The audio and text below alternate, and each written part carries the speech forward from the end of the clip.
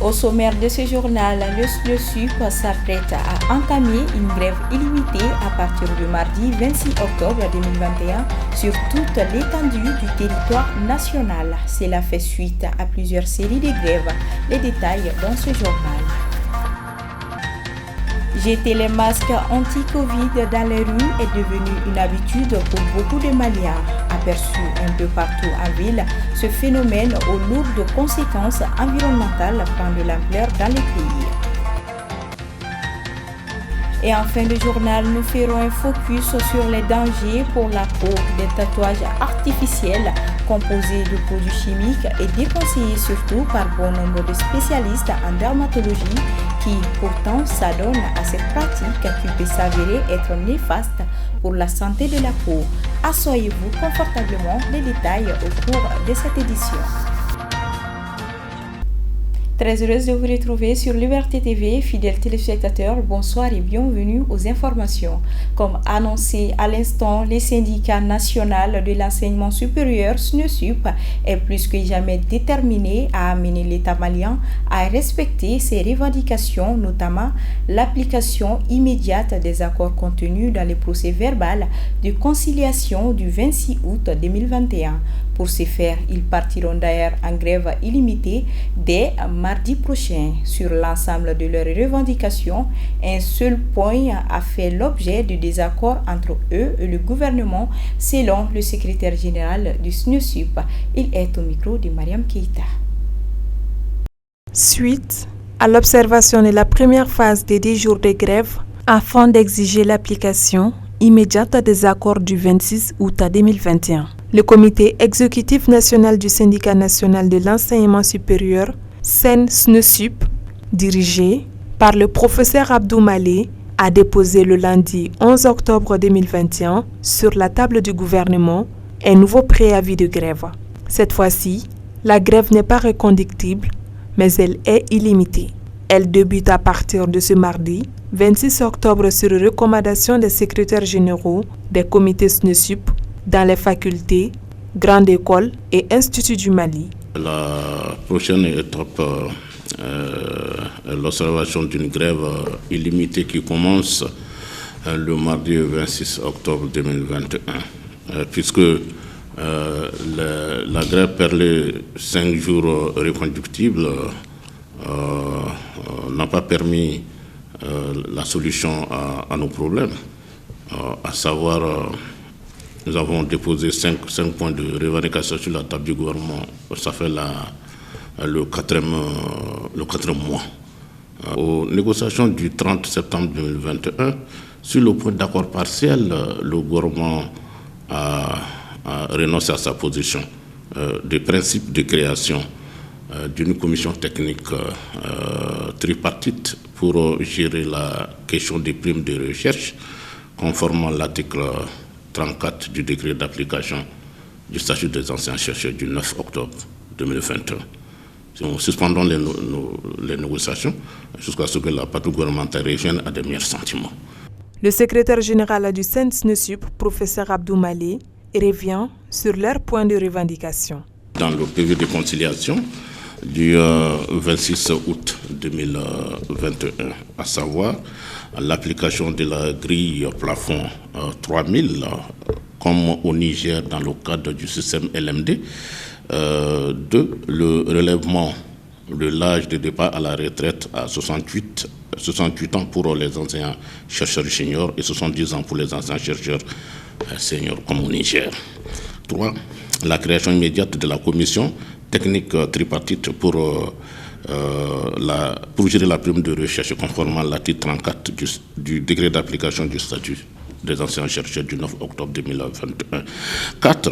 La signature immédiate du décret numéro 2017-0850 perm. Du 9 octobre 2017 est relu en vue de la réalisation des assistants et des attachés de recherche. 5. La signature immédiate de l'arrêté d'intégration dans la fonction publique des 32 agents admis au test d'aptitude du 14 août 2021, plus les 11 cas litigieux. 6. L'appurement des arriérés supplémentaires et des frais de tâches liés aux examens. Arrêtez, ce sont les mêmes 5 points éclatés en 6. Ce sont des vieilles revendications. Vous avez vu au premier point l'application de la grille 3000. Ça fait 10 ans que nous revendiquons ça. Pourquoi? Puisque le Mali a basculé dans le LMD en 2008 avec les autres pays de l'UEMOA, cette autre pays de l'UEMOA conformément à la directive 03 du 4 juillet 2007 portant l'introduction du LMD dans l'espace UEMOA. Cette directive indique les mêmes conditions pour les travailleurs, les enseignants-chercheurs. Rappelons que le syndicat national de l'enseignement supérieur avait déjà observé plusieurs grèves illimitées, notamment en 2013 et 2017, toujours sur les mêmes points de revendication. Le Premier ministre doit créer cette commission de conciliation. Pas cette fois-ci avec les conseillers, mais avec les ministres. Nous ne voulons que discuter, parler avec les ministres cette fois-ci. Si les refusent de créer la commission, le Premier ministre crée la commission. Même si c'est le dimanche, nous sommes prêts à négocier. Le SNSUP, je le dis, est champion de grève illimitée dans ces pays-là.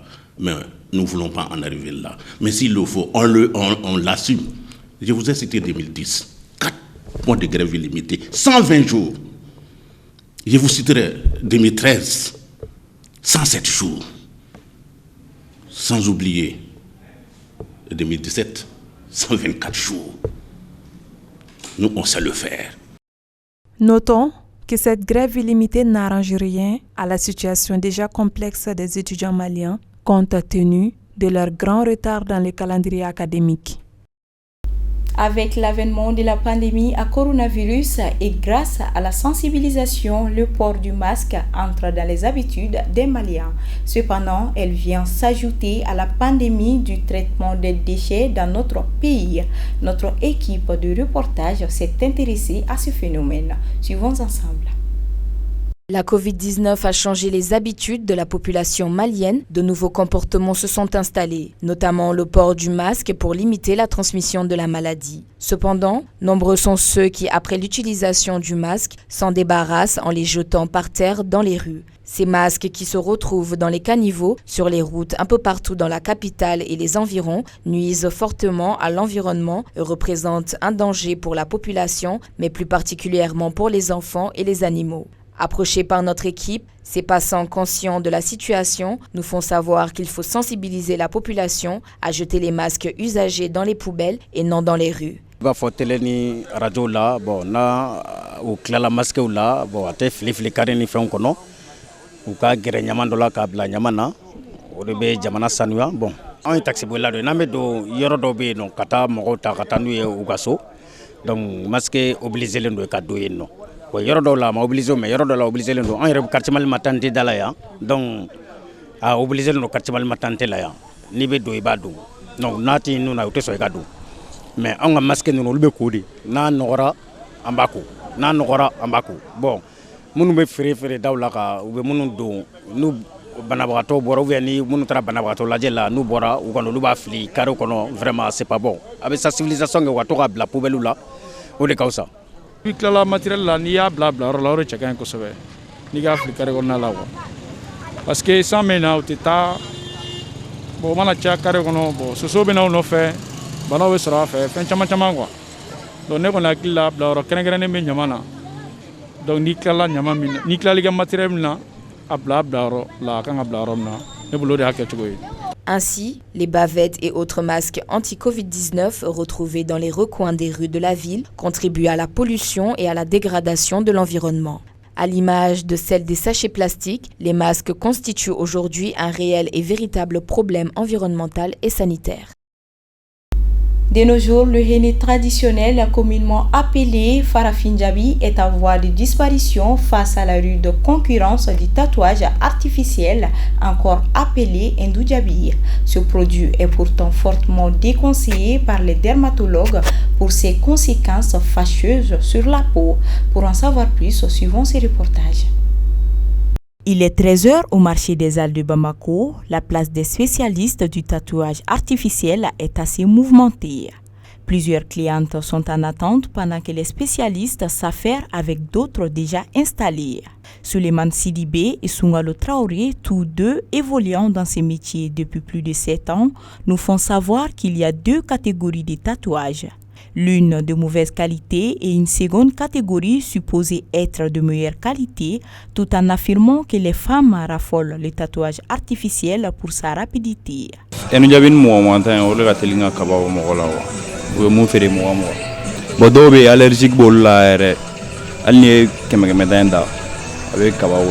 Bon, avec dépend. Noir on mesdames 2000 francs. Mais rougi qualité flare voilà 5000 tawe 10000 tawe no. Parfois vendredi samedi ore jamal na wate wa. Bo kuma do la rebe ke fene mo gote no la wa. Ou fait nyorlan am baraga tento. Muso chama ne ba fo ko ninga no ko luma ko. Parce que nina sengen berata la ko. Sisan no ni nana sa sharp amenika doron sharp ebi sigi fiya ba ja ni fiya ja be ta yalama chaman ta la bon frafin jabi flani ni yoda sano ni ebi sigi doni pour que aga blé o be tanta bon na blé na tuguni pour que aga fin fana ebi kla ka pour ni fana la pour que aga fin fana o fana be tanta bon jabi mi ba kera o jabi muga ta ne parce que hashidi jide be ko la quoi bon donc ni hashidi jigara la donc wajibi rabi mo déranger quoi wara dama be mo jinn bon ego mi dobe oluga allergie ga jugo quoi bon no ga jugo bon ni jabe ga la choka do la wajibi do abati ki déranger. À côté de ces tatoueurs, un téléphone portable contenant des modèles de tatouage est mis à la disposition des clients. Ils sont le plus généralement des femmes mariées et des jeunes filles. Au stand des tatoueurs, Madame Diallo Salimatou affirme que de nombreuses clientes comme elle préfèrent l'Ndoujabi au Farafijabi car le tatouage artificiel est plus facile à utiliser et rapide contrairement au henné traditionnel. Farafijabi kore ka chaori la nebe kana ninda. Farafijabi ni ada fo 4 heures de temps be ça dépend c'est kata kuma do la hali 5 heures la. Odu eta ebe erkele iboloni sembe baninu.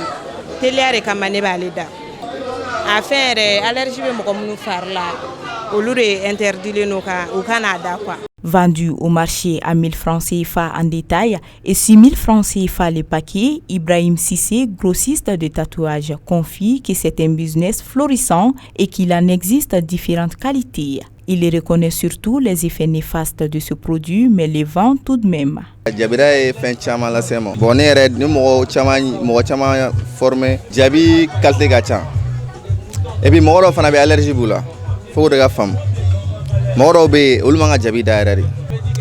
O gwen fimane. Mais si dans blema, c'est rarement blema ga mo bana. Peut-être blema ndo era nyabala. Ni qualité be no. Tala ni qualité gain. Bonne am muguma. Bon fana kan faram jalo be ni noni wa aga sena enu jalo wa noni wa aga sena bon akan wa abo mo ta woni man mo ta jabe mo mun mu dege asiri ga bontoro asiri wala toro bas ale ni adale jini mba wono ni yere nu soro mo baro chena go feno bala go ne fime folang ma ang ma asan kemege mais sans wa ga keme fla keme ni mu ko parce que ba ta 6500 ou 6000. Donc tu es obligé de donner faranga. Folang ma affaire kemekemari. Webaro mina soro jogoni avec dépense soro wa. Cependant, ni les vendeurs ni les praticiens, encore moins les clients, étant tous conscients, ne savent de quoi est fait le tatouage artificiel.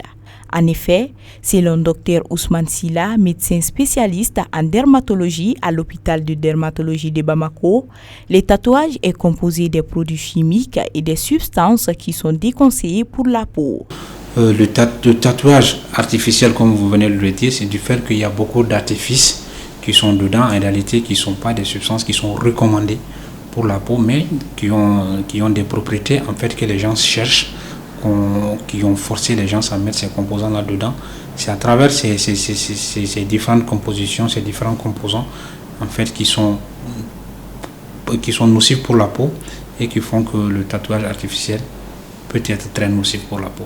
Les cas de complications liées à ces tatouages-là sont très fréquents. Donc nous avons eu à traiter beaucoup de cas. Nous avons eu à gérer plein de cas. Dans notre contexte ici, le tatouage a toujours existé depuis très bien longtemps. Et là, c'était à base de produits naturels, en l'occurrence le henné, qu'on appelle en langue bambara le diaby. En réalité, c'est les fruits d'un arbre qui se développe dans nos pays ici, dans plusieurs régions du Mali. Donc en réalité, c'est une substance qui est tout à fait naturelle. Et les substances naturelles, comme leur nom même indique, généralement sont très supportées, ne posent pas de problème à la peau. Mais du fait qu'on ajoute des substances, comme je l'ai dit au début, là, pour pouvoir renforcer un peu l'effet colorant de la chose, comme on a l'habitude de le dire, je m'excuse un peu là, poronie. C'est-à-dire que des substances qui permettent encore d'intensifier le teint, je veux dire, c'est ces substances en réalité qui sont agressives pour la peau. En fait, les réactions allergiques surviennent à des moments différents, tout simplement parce que les individus sont différents et chacun a un temps de réponse qui diffère des individus. Mais généralement, avec les tatouages, c'est quand on essaie de voir 1 heure jusqu'à 72 heures après la pause, on peut avoir des réactions allergiques.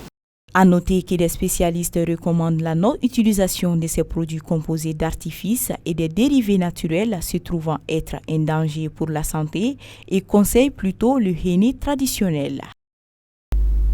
Et voilà, c'est la fin de ce journal que j'ai été ravie de vous présenter. Merci pour votre constante fidélité au programme de la Liberté TV. Bonsoir.